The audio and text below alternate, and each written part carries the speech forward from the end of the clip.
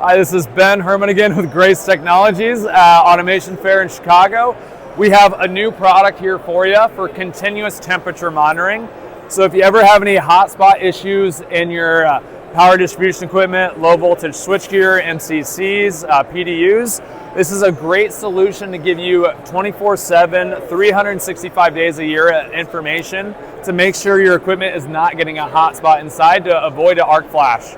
So we're helping predict a potential arc flash from happening.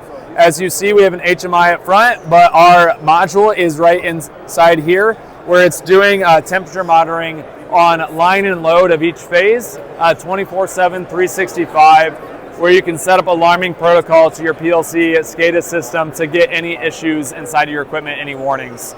But come check us out, reach out to Technology BSA, and happy to work with you guys. Thank you.